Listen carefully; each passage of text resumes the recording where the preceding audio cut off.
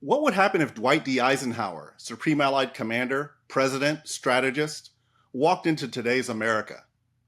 Would he recognize the country he once led?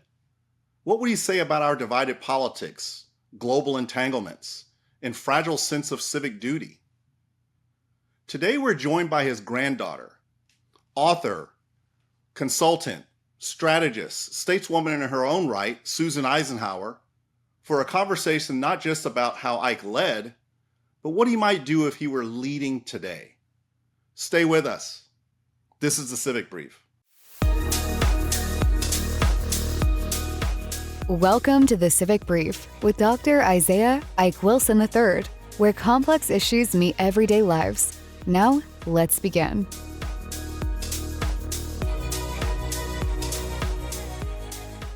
Welcome to the Civic Brief, where we'll strip the jargon and dig into the real dilemmas shaping civic life, national security, and American resilience.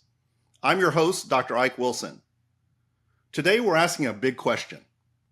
What if President Dwight Eisenhower were alive today? What would the man who led the Allies to victory in World War II and then warned us of the military-industrial complex, what would he have to say about where America stands right now? Today, our guest is Susan Eisenhower, author of How Ike Led, a stateswoman in her own right, and someone who's thought deeply about how her grandfather's principles apply to this moment of democratic backsliding, geostrategic volatility, and civic strain. From foreign policy and domestic polarization to the soul of American civicness, we'll explore what Ike's leadership can still teach us, if we're willing to listen. Susan Eisenhower, welcome to the Civic Brief, our inaugural show. And I tell you, I've been so excited about this opportunity. I've been thinking about it and anxious about it, frankly, as well, for several weeks now.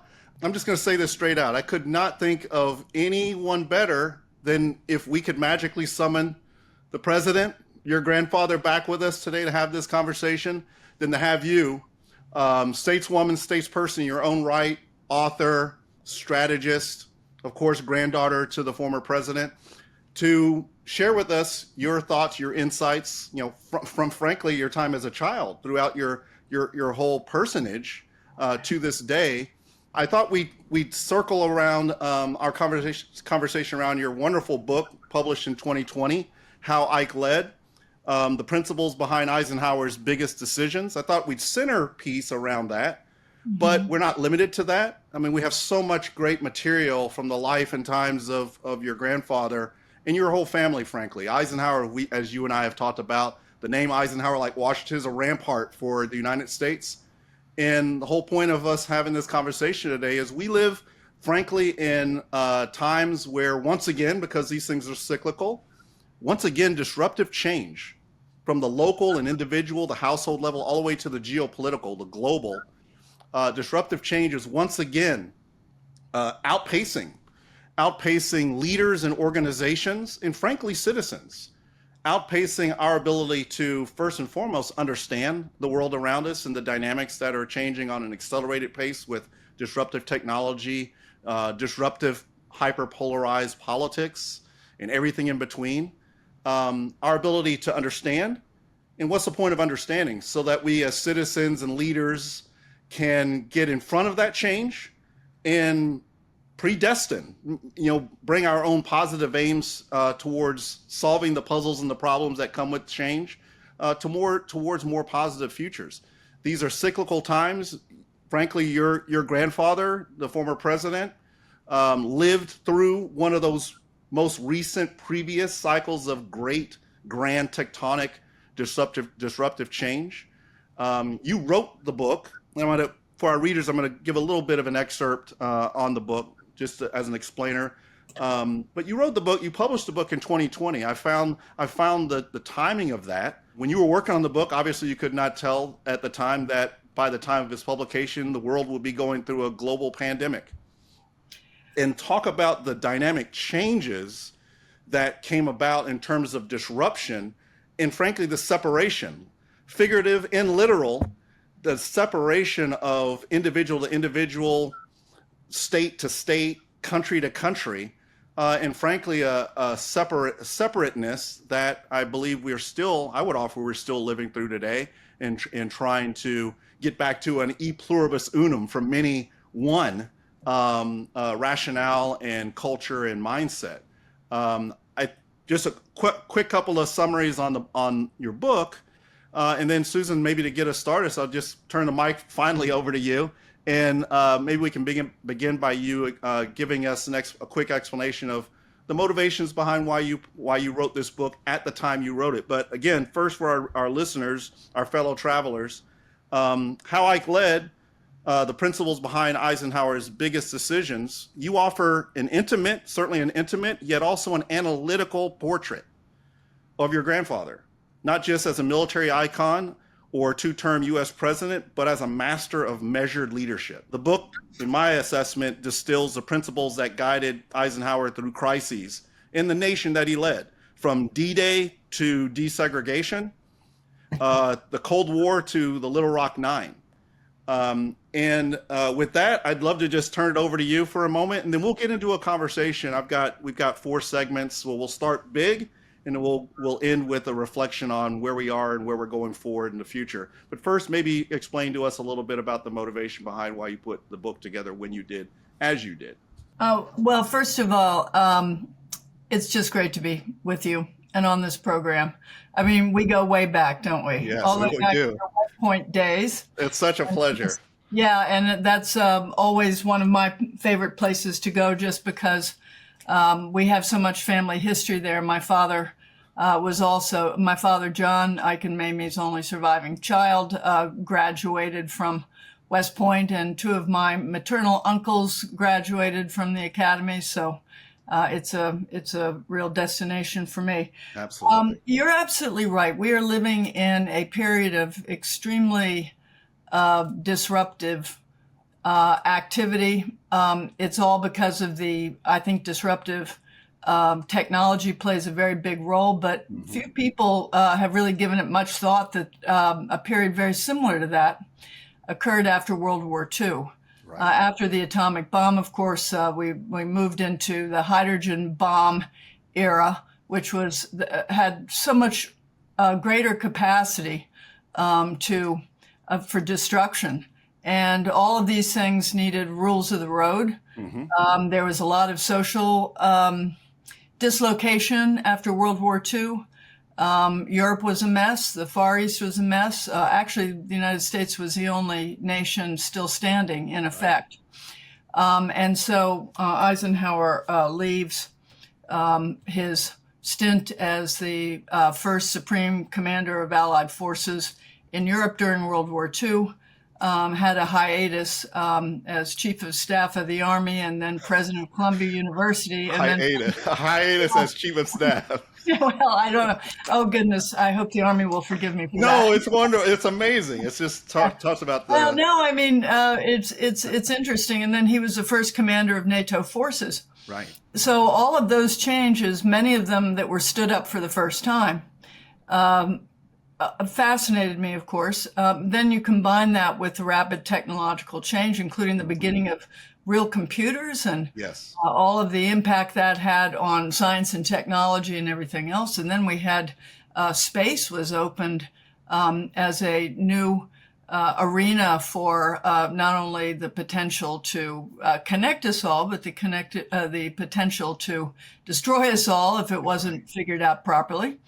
So he comes to office at this very dramatic time. So in 2020, when the book came out, I had been working on it for about 2 years, and then we have a pandemic, and I thought, rats, because if I'd known we were going to have a pandemic, I would have added another chapter. Because during World War I, Dwight Eisenhower was responsible for the first tank unit in the United States military. And during that time, he had to manage a very, very serious outbreak at this tank facility, Camp Holt in Gettysburg, Pennsylvania. And nobody gave him any instructions on how to organize this.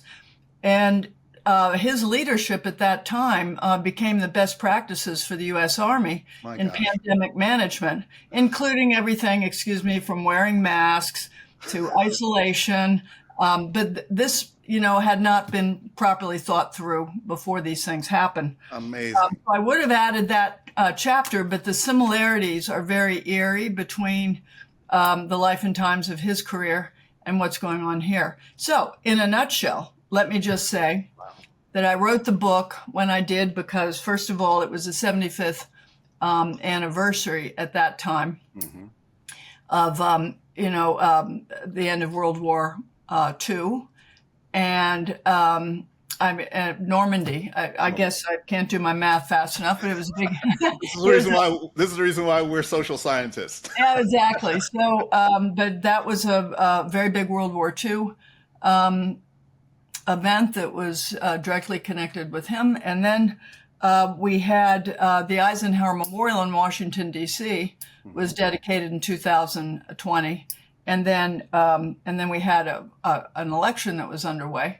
And all of these things sort of led back to Ike. I just figured that he still had something to say to us today. Absolutely.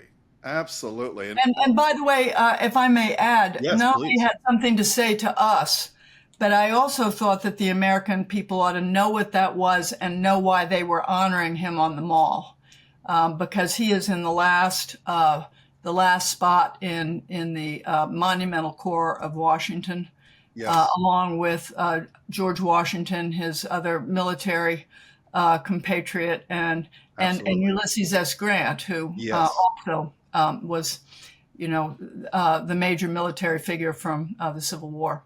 Absolutely. Susan, I love speaking with you because every time I do, I learn something new. I did not put together your grandfather's early years as a military man and his not only his involvement, but his keystone activity during World War I in dealing with the great influenza. And so the parallel between then and now, still with coming out of the post-COVID-19 pandemic, another lesson learned. I'm a big believer in, I talk a lot about compound wicked problems, complexity, complicatedness, and compound security dilemmas. And we're living in, again, one of those moments of great compounding befuddlement. I think what adds to that, multiplies that befuddlement, if you will, is the ahistoricism that sometimes comes with American exceptionalism, Right. Our lack of knowledge and revisit to history. And an outcome of that oftentimes is an amplification of the ambiguity and of the crisis of self, within ourselves, and external to ourselves. We add drama to an already complicated, complex, wicked problem reality because everything looks new to us, and some of those new things aren't all that new. And I'm a big believer in reviewing histories because, again, as I said in my preamble, we're in another cycle. These things are cyclical.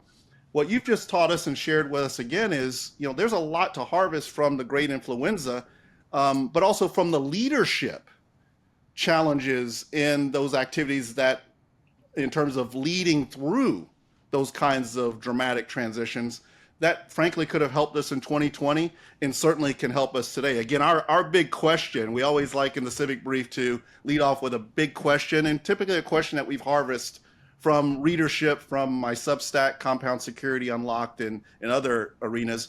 Again, for all of us, what would happen if Dwight D. Eisenhower, Supreme Allied Commander, President, Strategist, walked into today's America, right? And you've already got us off to a great start with this. Well, I'll answer that in just a minute, but I'd like to add one more important thing to this Camp Colt period. First of all, he was 27 years old, and when he was 28 years old, he received a Distinguished Service Medal for the combination of training, the new tank corps, Right. And also managing the pandemic. Now, what's really noteworthy here, and I hope that your listeners have an opportunity to really absorb this. He was told by all of his contemporaries that he was in a dead-end job and that he ought to be at the front fighting. And then after they came home and started hobnobbing with the other generals, Ike was sent to write a book called The American Battlefields of France. So he was over there chronicling what his fellow cadets were doing while he was fighting the pandemic and trying to train the tank corps in Gettysburg. And then they thought that was a dead-end job. But World War II comes around, and there's nobody who knows more about tanks and tank training than Dwight Eisenhower. And he knows the terrain of France like the back of his hand because he wrote a book about every crossroads in rural France, which came in extremely handy. And the other thing is that he didn't fall into the trap, and this is to the next point you're going to say. He didn't fall into the trap of getting to World War II and his set of responsibilities and be fighting the last war. Yes. So he got criticized a lot because he hadn't been in combat. But the thing is that World War I was a war of, you might say, stability as opposed to mobility. Yes. And World War II, as I said, it was about mobility. Yep. It would have been very easy to fall back into a comfort zone there. And so I've found that sort of an inspiring myself. Absolutely. Set of ways to think about things because you have to be projecting towards the future. Now, back to your point about what would he say today? If he were Rip Van Winkle, he might wake up and find out, OMG, is this the same place I left? But if he had been alive the whole time, right. I don't think it would have come to this because he was an influential figure even after his presidency. Yes. And he was a kind of ballast for people. He was a symbol of stability and good judgment, and was not afraid to speak out about things that were clearly divisive. There's a wonderful quote I found from my book in which he says that the deep divisions in our country are a welcome sight to a dedicated enemy. And I think he would look at what's going on in this country right now as the national security issue, which it truly is. In other words, he worked during his administration to bring the country together. And I think it's rather remarkable that he averaged a 68% approval rating in 8 years and got 80% of his legislative agenda through a Democrat-held House and Senate. I think I may be wrong. I think that's unprecedented still to this day, historically, empirically. Quite amazing. Susan, you've led us right into, and we're well into segment one. We want to talk about the academic in me has to use these big words, right? Eisenhowerian leadership in uncertain times, right? We're well into that. Let me just ask you this pointed question. In the book, How Ike Led, you write about your grandfather's belief in restraint as well as in moral authority, and where you've brought us right to this leading edge here. How did that shape his decision-making during his moments of crisis? Well, about the moral authority, he wasn't suggesting, let me just put that in context. He had what he called the Great Equation. Yes. And the Great Equation was how he defined national security. He defined national security as our military capability and our potential to deter our adversaries with respect to our own physical security. He believed that a healthy, prosperous economy was a second leg of this stool, and that the nation's moral authority in the world was the other strong leg of this. So if you evaluate those three things, we're in a bit of trouble right now. I mean, again, back into the remarkable thing, I thought as I wrote this book, not as a granddaughter, but as an analyst, right, is that he managed in the midst of building the interstate highway system and the St. Lawrence Seaway and all of the tremendous, he started the FAA and organizing, air and ground infrastructure for modern America. But he did that by also balancing the budget 3 times in 8 years and coming very close on another 2, and left his a successor with a budget surplus. This was not magic accounting. This was hard stuff. And I'm so glad you just said it's not magic accounting, because what immediately came to my mind, Susan, when you laid this out was most people today, if not everyone, would say This is the stuff of an oracle. This is magic. This is magic time. I mean, most people today would say this can't be done, but you just Well, dissuaded us of that. and by the way, may I tell you that he also expanded Social Security significantly Right. and the social safety net. But how did he do this? He taxed the rich. Right. Oh my gosh. I mean, there were plenty of people in my childhood who came in and out, some of whom were wealthy. And I remember being on the sun porch once when one of them said, hey, Mr. President, when are we going to cut taxes? And he did not like that. And he said, how do you think we're going to pay for things? Okay, Right. That was the end of that subject. Right. Well, we as Americans, we know, at least from a bumper sticker standpoint, this idea, our birth, credo, no taxation without equal representation. We don't spend enough time, in my not so humble opinion, on the reverse of that equation. Can we have representation, true, small d democratic, small r republic representation without some form of us being taxed, meaning engage in the civicness of our country? The reverse of that, no taxation without representation, is as important, if not arguably more important. We're talking about taxes in a dollars and cents standpoint, but a broader understanding of what it means to be taxed as a citizen of a democratic republic. Right? Well, let me just go back to how the rich were taxed. They had options, okay? So the highest rate was 90%, if you can get over that. Oh, yeah. But nobody paid 90%. You know why? Because the only alternative to paying the highest rate was to give it to charity. Okay, and some of the biggest foundations were created during that period of that high taxation period, because the thing is that people who had done well, and believe me, even having what was left over after 90%, the amount of wealth that had been created, I have to say, by the industrial sector of our country during World War II was significant. But those were the days when people made charitable deductions to manage their tax obligations, but everybody was the winner because they went into charitable organizations. That wasn't just, it was philanthropy, a mutually beneficial type of philanthropy. Today, a lot of people, and I don't say this in a thoroughly negative way, I say it as an analyst again, use philanthropy as a way to gain influence and also to control, rather than the federal government, the shape of society. It was a little different in those days. A lot of this went into flat out charity, and education and other things. But still, there was much more of a wall between the philanthropy and getting your way with the receivers of that money.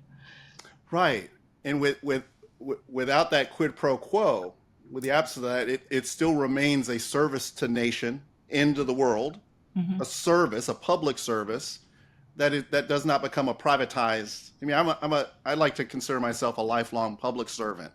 Part of being a public servant is bringing that quiet professionalism.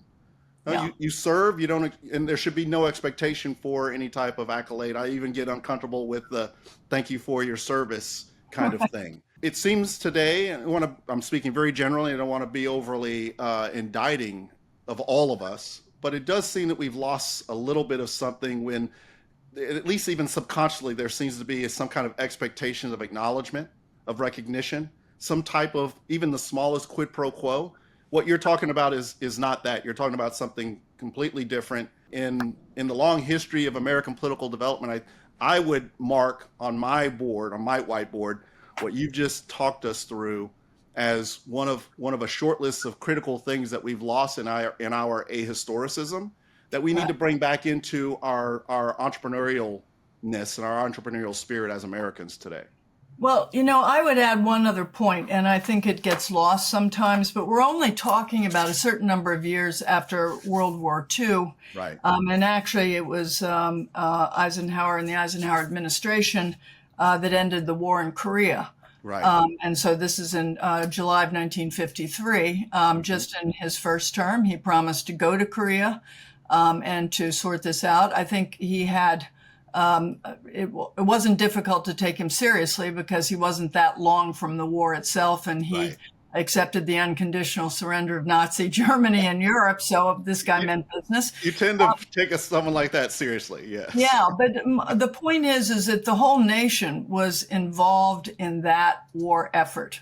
Right. And even though a smaller number, still that sense of a larger engagement here globally was underway. And if it wasn't politically unifying necessarily, there was a unity of national psychology, which beautiful. is that there is something bigger than ourselves here. Yes. And this is why we have to resolve our differences. Yes. Because we can never have that happen again. Yes. And when I tell my undergraduate students at Gettysburg College that 65 million people lost their lives in World War II, they can't get their heads around it. No way. They can't get their heads. The destruction was so overwhelming, and everybody, was expecting to either lose their own lives or the lives of people they loved and cared so much about. And there was a sense of shared sacrifice. Right. We don't have today. No, you mentioned the 65 million. What immediately pops in my mind is with sadness, the shock that we had our difficulties coming into communing with one another with here in the United States, a million deaths from the pandemic. Yeah. Estimates of between 7 to 9 million worldwide. And it was fractious. It was fractious, not unifying. And We're still trying to find that pathway back to an e pluribus unum. We don't have the sense of scale and depth of service to something higher and beyond self. What you're speaking to much more eloquently than I said a few minutes ago, Susan, is that reverse of no taxation without representation. But there can be no unified service beyond self representation without some form of that citizenry being taxed. Yes, in dollars and cents, but also in a broader sense of taxation, engagement, being pulled to engagement. That's what we're trying to get after in terms of the Civic Brief. I want to pivot a little bit and dive a little more deeply in, for a few minutes on foreign policy and global strategy. Let's just preamble us into this a little bit. I'd say that foreign policy isn't just about force. Your grandfather was all about that. I'm looking forward to hearing your insights on that. It's about foresight. You've already given us a lot on that. Few leaders understood that better than your grandfather, President Eisenhower. He didn't just build military alliances, he built moral ones. He built moral alliances. And as we wrestle with what I call gray zone rivalries, teetering alliances and new frontiers of tech power, I think it's worth asking what would, I have a hard time even saying Ike, call him an Ike, because this is the one time when I'm talking to you about your grandfather when I'm comfortable with my own nickname. But what would Ike make of today's fractured global order? And in this segment, a couple of questions regarding his grand strategy. Rooted in prudence, I would say, not provocation. Might this still hold valuable insights today? Susan, let's kind of step into that, and I'll let you speak broadly about how would he think and approach, this fractured global order that we're dealing with today? Well, first of all, again, this is Susan the analyst rather than the family member, though in my book I do make cameo appearances.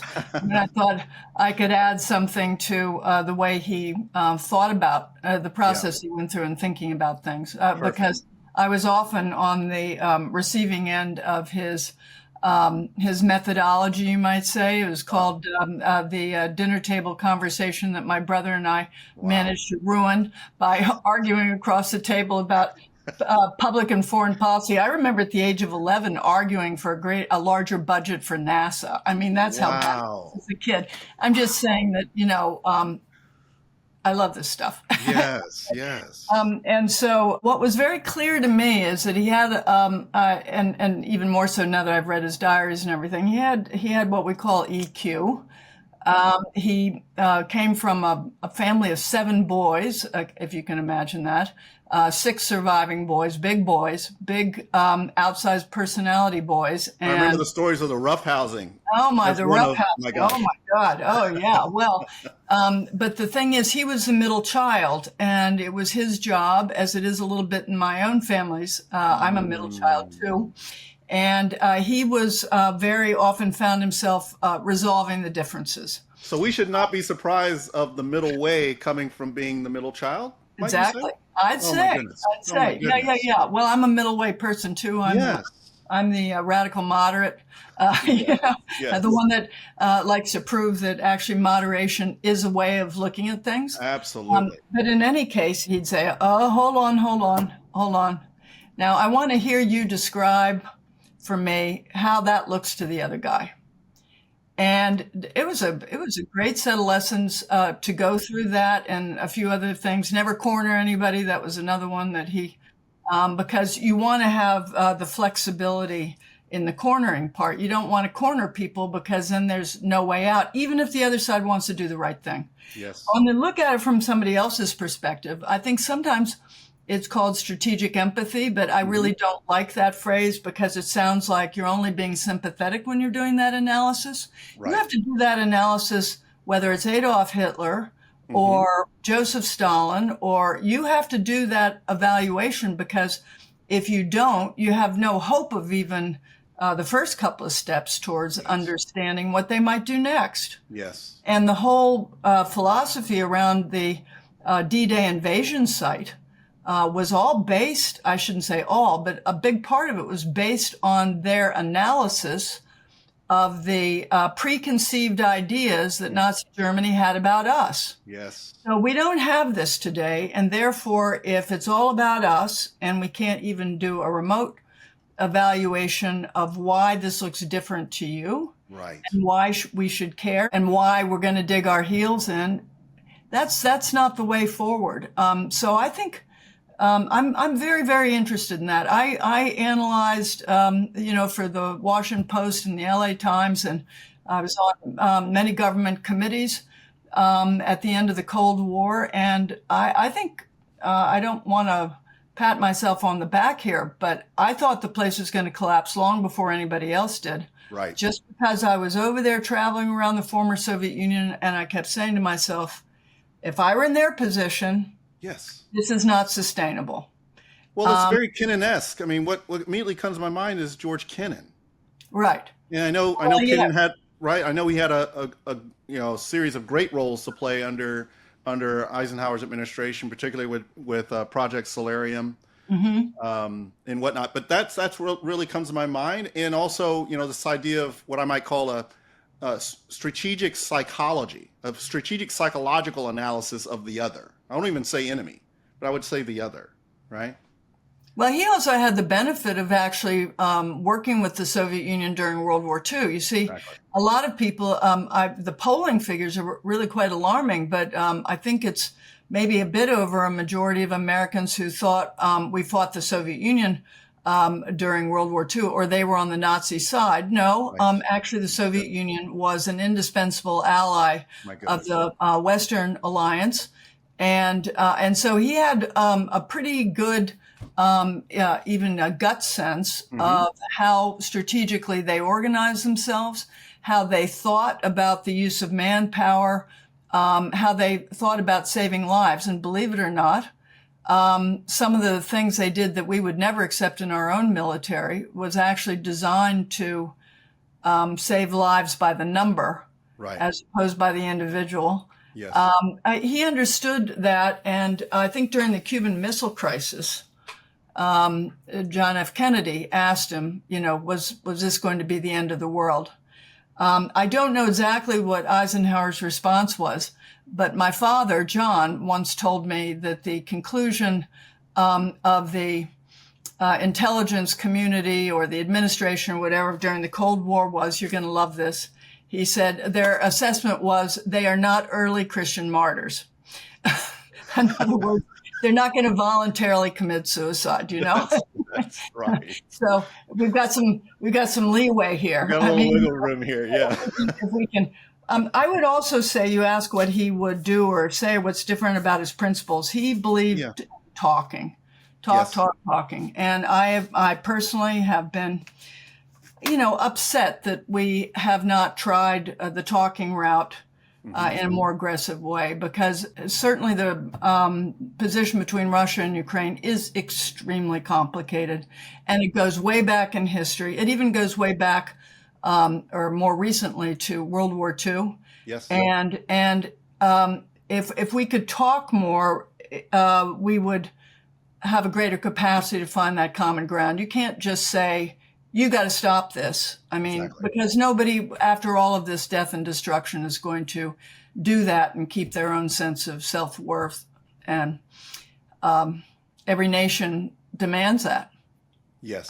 It's a recognition and appreciation of their own self-worth. So anyway, I learned a lot from him. Also about, you mentioned the word restraint. It's one of my favorite words when I think of Dwight Eisenhower. Yeah. May I add another one to this? Of course. All absolutely. Right. Reflection. There's a wild idea. Okay. Yes. All right. Everybody hold still for a second. Reflection. Right. Wow. Do you know what that means? That means not making a decision based on the last person who talked to you. It means asking for study of certain issues. He learned from the war that most of those issues were not, that there wasn't adequate intelligence. So he'd have to take some risk. A lot of risk at times. Yes. But as he described, he said that the decisions during his presidency were every bit as great and as burdensome, you might say. Mm-hmm. But at least there was time to study them and to trust your government to study them in the right way, which is based on facts, based on the intelligence input they had and things. But I think that this idea of reflection, then he had hobbies. Yes. I want you to know that he's just been called the cookingest president of the United States. He was a great cook, and he had culinary opinions. He did. Wow. He had the kitchen installed on the third floor of the White House so he could go upstairs and rustle up a meal, Amazing. I know. It's pretty funny. And I've got a great picture of him with his outdoor barbecue just outside the pillars of the White House.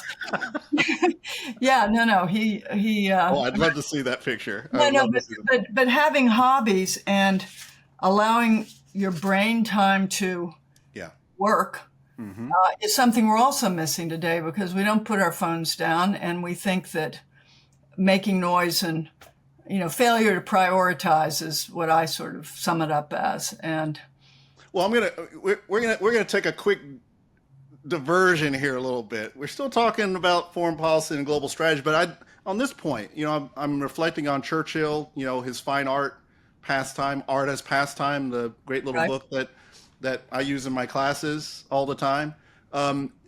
Your grandfather, an artist, a fine artist in his own right, and really in that Churchillian kind of tradition. Maybe Churchill mimicked Eisenhower in this regard, but the use and utility of that art as a pastime, if you will, played in giving his mind, body, and spirit a relief at those heady moments. It gets to the 2 R's you talked about.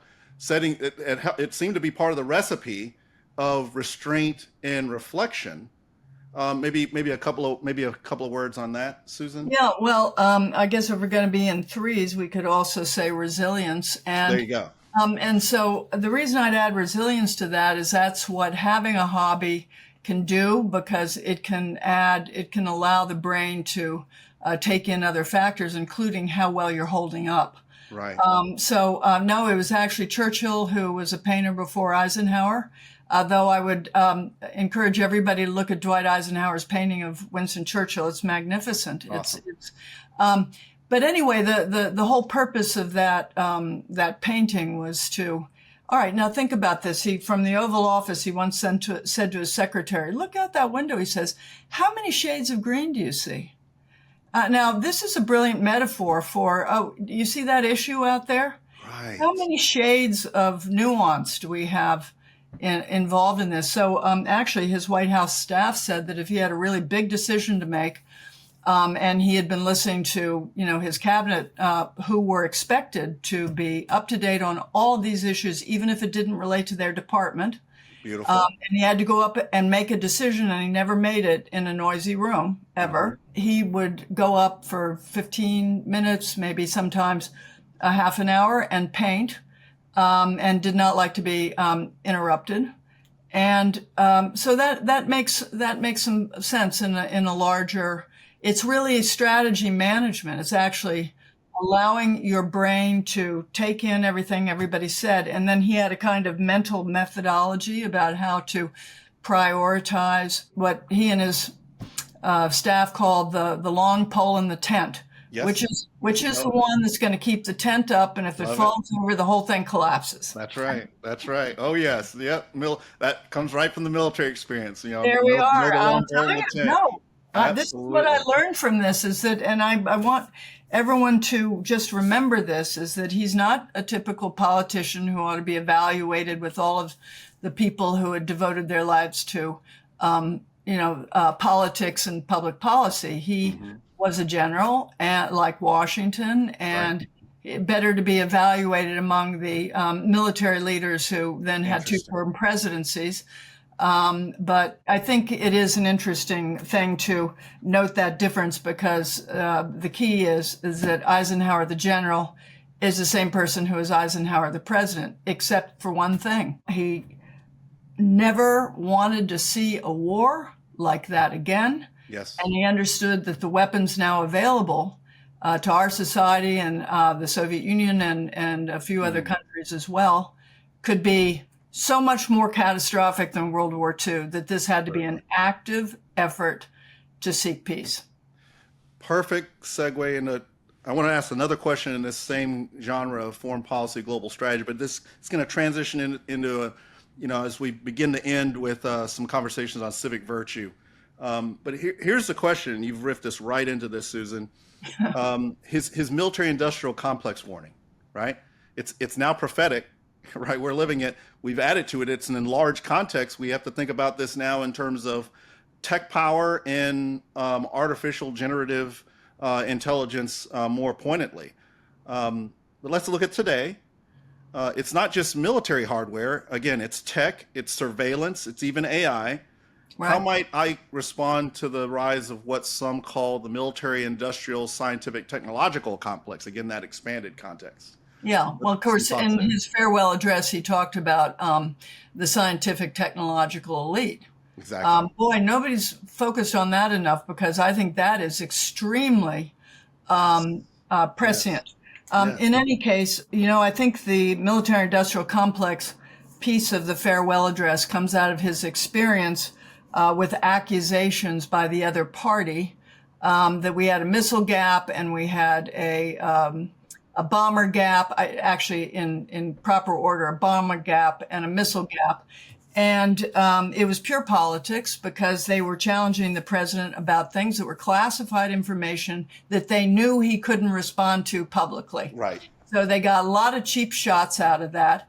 And he realized that in this restructuring of the military that was underway, a lot of people who were not prohibited by law from doing it, but shouldn't have been doing it, were up on Capitol Hill lobbying directly for their own interests. And these were even some of his former comrades from World War II.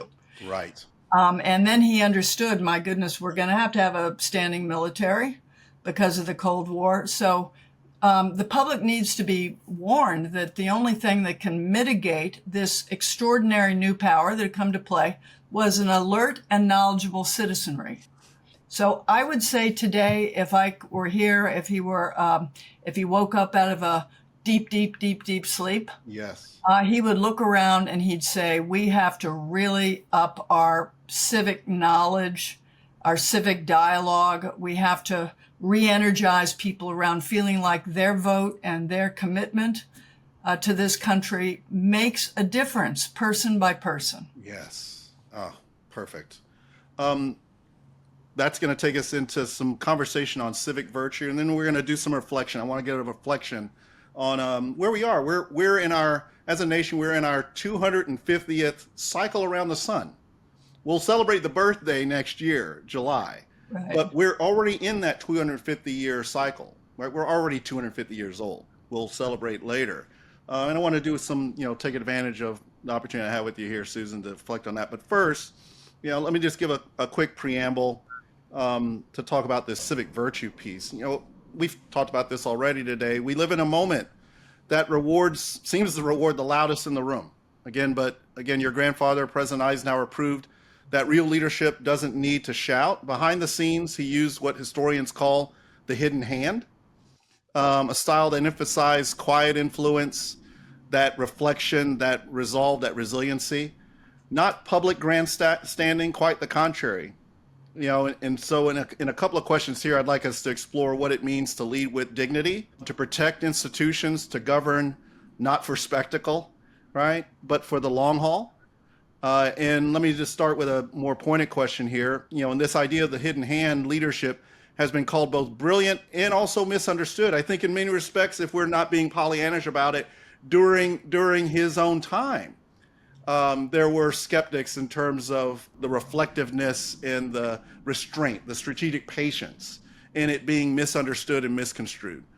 Today, in an era where performative leadership is the norm, would Ike's quiet style even survive, let alone succeed today? Yeah, well, first of all, I would say, yes, he was a strategist and he wanted to get stuff done. And if you look at what that administration did, it's pretty remarkable. Amazing. But in order to get things done, you can't be, as my father John used to laughingly say, the bride at every wedding and the corpse at every funeral.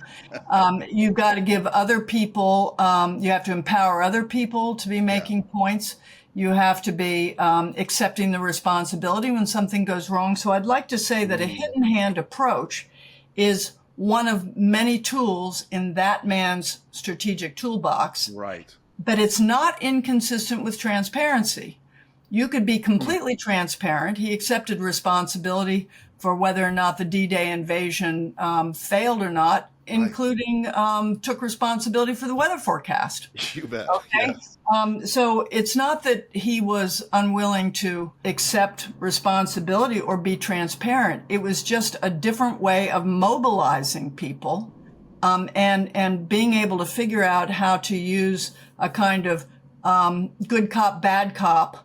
And I don't mean it in quite such harsh terms, but to have everybody play a different role in the drama that would lead to a certain result. Now, maybe point counterpoint, and then again a cabinet-led approach to leadership. Yes. And so you have to look at how he managed this fractious alliance during World War II, right. To understand that he was not going to fight every battle.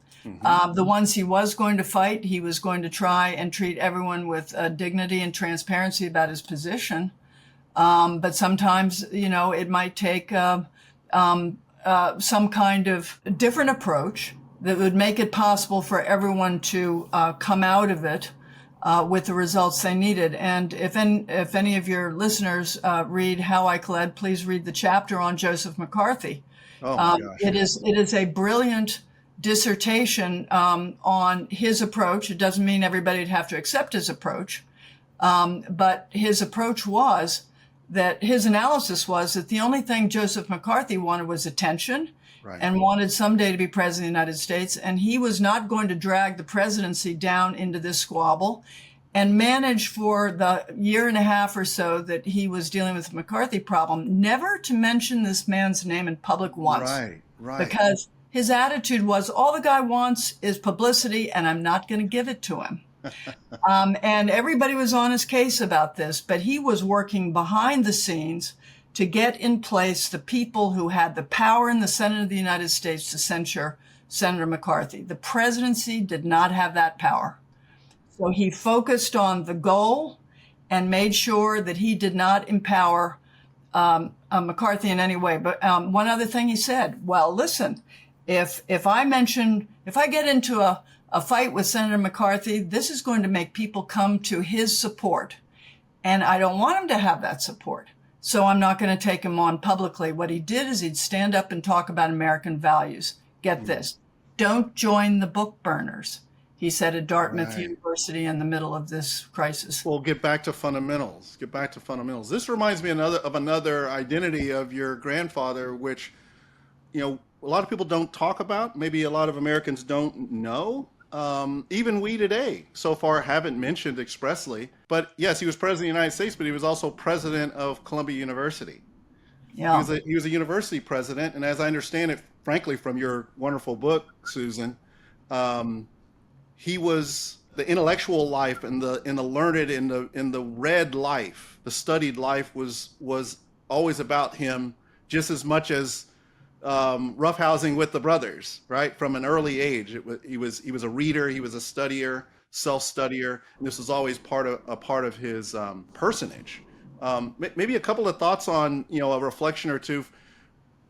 Eisenhower, Ike the scholar, Ike the academic, and maybe how this weaves into his way as well. Well, I must say that his bookshelf is very revealing, and I would divide it into two categories: his bookshelf, where he actually read the serious books, which he did, and then his nightstand, because on his nightstand he had a bunch of Western novels, and there was a lot of ha-haing about how lowbrow the president's reading list was. They misunderstood the difference between trying to get asleep at night versus educating yourself for a job. So he was extraordinarily well-read when it came to military strategy and history. Mm-hmm. And there's a wonderful scene in that book where he is invited to the history department's annual dinner, and they couldn't stand it any longer. And they said to University President Eisenhower, "Why didn't you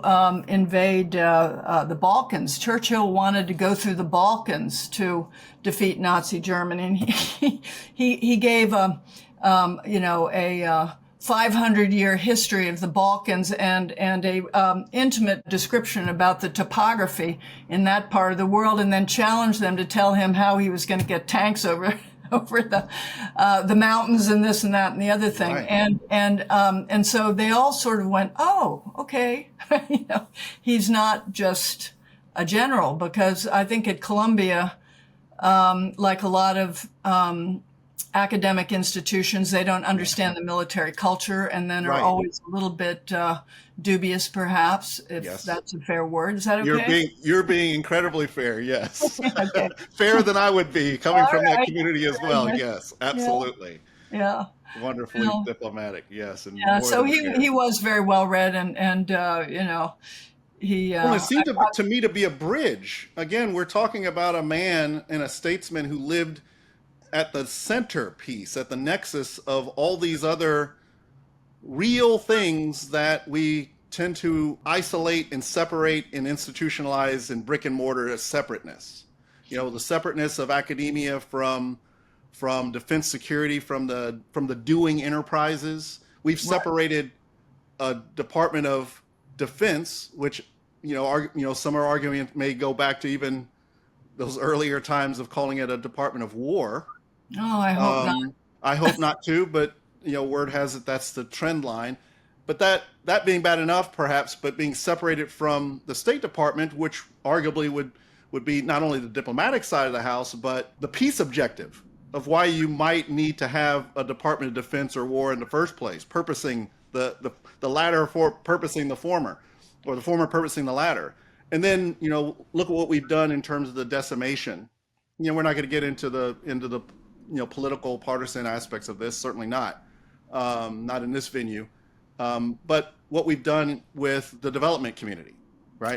Particularly on the governmental side, with USAID. We've, if we think about this from a defense, diplomacy, and development triad, right? An iron triangle, if you will, of those three. Your grandfather lived and practiced at the middle, at the centerpiece of that. As from my perspective, an equilateral triangle is very stable, but when you weaken any one of those legs, you're left with something completely unstable, and it leads to ambiguity. We've weakened we separated two of the legs, the defense and diplomacy, and we've all but eliminated the third in terms of development. And then we look around the world today, with the compound conflicts and wars and competitions ranging from Gaza to the South China Sea and everything in between. Um, we should not be surprised with how we've perplexed ourselves. I'll pause there, see if you have any No, reactions to that. I mean, I think extremely well said. So I would just say one thing for those listening or watching Yeah. this program that they may not realize that, first of all, I think Ike wouldn't like the term in the military warrior. I think in those Thank you for days it was saying called that. serviceman Oh, because they were yes. serving their countries. Oh, The yes. other thing I would say is that people don't recognize that the foundations of our soft power, of course, the Truman administration played a big role in that with the Marshall Plan. Hmm. But then if you look at Voice of America, Good Ship Hope, and a lot of Alliance for Progress, later became known as the Peace Corps, but Alliance for Right. Progress was its predecessor. It starts in the Sure Eisenhower was. administration. A Yes. very, very big emphasis on soft power. So what does that mean? That means it's another piece of a strategy. And he deeply believed that authoritarian regimes want to keep their populations in the dark about the rivalry and what this alternative was and is. And the soft power was critical for helping people think internally in different ways. I had the opportunity on one of my first trips to the Soviet Union to be there with the great legendary jazz saxophonist Grover Washington Jr. Oh, And wow. people Wow. were coming out of, everybody wanted to meet him. How did they know about Grover Washington Jr.? Because they heard him on Voice of America. There you go. And they and you know that jazz in the Soviet Union is directly related to all those soft power programs, and they Wow. loved America because they produced greats like Grover and all of those other wonderful soft jazz performers and that sort Amazing. of thing.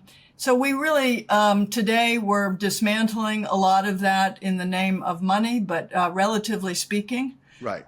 it's a very, very small part of the budget. But he believed, and he said once, that as soon as the people who live in under repressive regimes, as soon as they know as much about us as they can, they will understand that we are not a threat.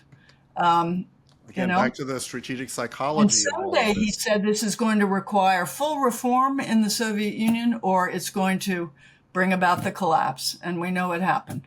Well, and I love how I love that statement there, Susan, because I'm just going to reveal my cards here. I'm a terrible poker player because I do not have a poker face, and I love to show my competitors my cards. I'm going to show my competitors my cards, not trying to box you in, but when you're talking about your grandfather foresighting this, and you lived it. You lived it as an analyst, as a strategist through those heady ending days of the Cold War in the Soviet Union. Yeah. So you just can't pass up the juxtaposition between your grandfather and yourself at bookends of this grand tectonically shifting and redefining transition moment. And I'm hopeful that I'll be able to bring you back, not just one more time, but maybe on regular occasion. I'd love to talk to you about this piece and your other one of your other wonderful books, Breaking Free, that you talked about. But Thank you. Well, it was a remarkable thing. My grandfather, presided over very, very dangerous times during the Cold War. I think we were lucky to have him, but I had absolutely. just sort of to close that out, because please do invite me back. Yes. I just want to say it was really an extraordinary privilege for me to be part of our efforts at reconciliation with the Soviet Union. I did so much work for the Department of Energy in their Yes. cooperative threat reduction programs, along with DOD. And I served on a committee at the National Academy that was a back channel to be working on arms control issues with Russian scientists and the International Space Station. And what a privilege in a lifetime to see that go from Khrushchev's Berlin ultimatum to being privileged on behalf of the Department of Energy to visit Russia's #1 top secret nuclear weapons facility. Incredible. I mean, dare I say, it takes an Eisenhower to help the nation get through these major transitional, transformative moments. And one of the reasons why I'm so intent on bringing you in, Susan, and frankly summoning the spirit and the principles of leadership of your grandfather, our great President Eisenhower. But I want to talk a little bit about the Republic, the Republic at 250. Again, we're in our 250th cycle around the sun now. We'll celebrate next year.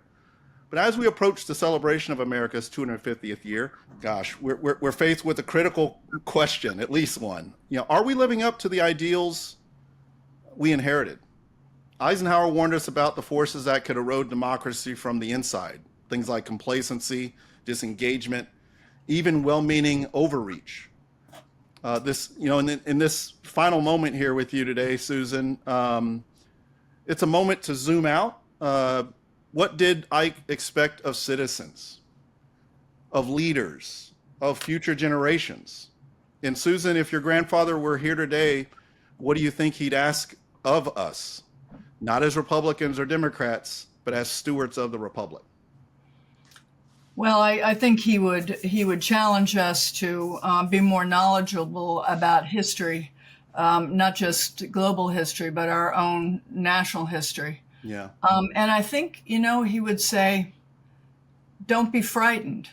Oh, wonderful. If we come together and work together, whatever the dangers are in the future can be mitigated by joint action. There is a point during the Cold War, he just said, we're sort of losing so much energy because everyone's so fearful. And, that creates an immobility. And so I think what he'd want to do is to inspire us to move forward. Of course, we're going to have problems and we're going to have dangers and the rest of it. But my take on America today, I have lost no optimism about the future, but what I do want is for everyone to understand that they play a critical role. And the thing is that pessimism and fear take energy that you could be using for a positive cause. Absolutely. And so maybe I could end on this note. He used to tell us kids, be for something. Be for something. Don't be against something, be for something. I think that's how I'd like to leave it. Susan, no better way to leave it. And again, thank you so much for all you do, all you've done for your life of service to nation and the world, in a life that continues of service beyond self. And the same to you, my friend Ike. Thank you so much. Looking forward to a running dialogue. And thank you so much for helping us launch the Civic Brief, and we're going to endeavor to live up to the rampart that is Eisenhower through these conversations. Thanks again so much, and look forward to you next time. Thank you. Cheers. Cheers. Travelers, you've just heard Susan Eisenhower reflect on her grandfather's principles. Now let's bring that wisdom forward into the lens of compound security. President Eisenhower believed in balance between might and morality, strength and restraint, liberty and duty. Now, these weren't just Cold War values. They're survival values in a world like ours. Because today, we don't face one crisis at a time. We live in a compound era. Climate disruption, strategic rivalry, civic erosion, all happening at once. And Ike wouldn't tell us to panic, posture, or point fingers. He'd tell us to think deeper, plan smarter, and lead with steadiness. Leadership, he'd say, is not about showmanship. It's about service. Now, let's talk about July 2025, Central Texas floods, lives lost, entire communities underwater, power knocked out, roads impassable, and a government caught flat-footed. The storm itself, natural. The disaster, entirely man-made. It's what happens when leaders operate in silos, when they react too late and ignore the warning lights, blinking across every system from infrastructure to trust. But here's the thing. It didn't have to be this way. Let me pause here and explain something. The wise way isn't just a framework. It's a strategic methodology I developed over decades in national security, diplomacy, and leadership education. It stands for Wilson Strategic Enterprises. But more importantly, it stands for a way of seeing the world as it truly is, interconnected, interdependent, and in need of compound solutions. It began in the combat zones of Iraq, evolved through my work in post-conflict transitions, and matured as I train future military and civilian leaders. It's built on a simple but powerful principle. Defense, diplomacy, development, and commerce must be integrated, not just coordinated, if we're going to survive the age of convergence, because whether the threat is a terrorist cell or a rising sea, the response must be whole of society. Folks, that's the wise way. Now, let's return back to this application to the Central Texas floods, July 2025. Folks, we've been thinking the wise way, we would have seen this flood not as a weather event, but a chain reaction waiting to happen. Here's what that looks like in real terms, through a wise lens. Before the rain fell, we'd have had real and digital scouts mapping vulnerability. Not just flood zones, but nursing homes, trailer parks, low-income neighborhoods. Before the rivers swelled, first responders, police, fire, guard, civic leaders, they would have rehearsed the response together. They would not have met for the first time at the Emergency Ops Center. Before the headlines, trust would have already been built. So when the alert came, people would have known where to go, who to trust, and why they mattered. Folks, that's not big government. That's compound governance. That's resilience rooted in trust. Now, it's important to have a bit of a retrospective because this month is Hurricane Katrina plus 20 years. And 20 years later, as we mark that anniversary, that sad anniversary, we have to ask the same hard questions. Because Katrina wasn't a hurricane. It was a compound failure. Failure of levees, failure of logistics, failure of leadership, failure to value Black lives, poor lives, and old lives. And 2 decades later, let's ask ourselves, have we really done better? Eisenhower didn't have drones, satellite imaging, or smart grids, but he understood readiness. He knew that strategy starts with foresight, not flash. So let me be blunt. If we don't start acting like a country that prepares rather than reacts, we won't just keep losing property. We'll keep losing lives. The wise way calls us to stop dividing defense from development. They are two sides of the same coin. It calls us to stop calling redundancy waste. Redundancy is what makes systems resilient. Stop thinking national security is about bombs and borders. It's about whether your grandma has power when the water rises. And start leading like the future actually depends on it, because it does. If Dwight Eisenhower were here, he'd ask us, why weren't we ready? What did we ignore? And most of all, what will we do differently next time? That, my friends, is real civic leadership. That's the wise way. Well, Susan, thank you for your insight, your stories, and for reminding us that leadership isn't just about having the answers. It's about asking the right questions and having the character to pause, reflect, and choose the harder right over the easier wrong. Fellow travelers, we've talked tonight about alliances and integrity, restraint and responsibility. And at the heart of it all, we've kept returning to one idea: service. Service not as spectacle, but as stewardship. Not as power, but as purpose.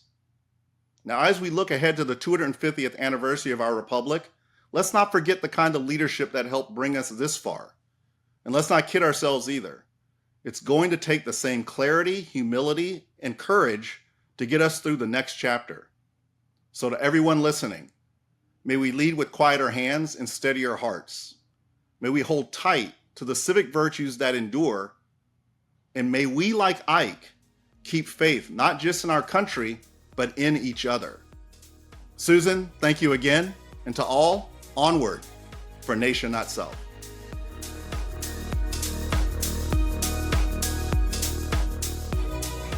Thanks for tuning into the Civic Brief. Got questions, insights, or ideas? Join us at thecivicbrief.com to continue the dialogue.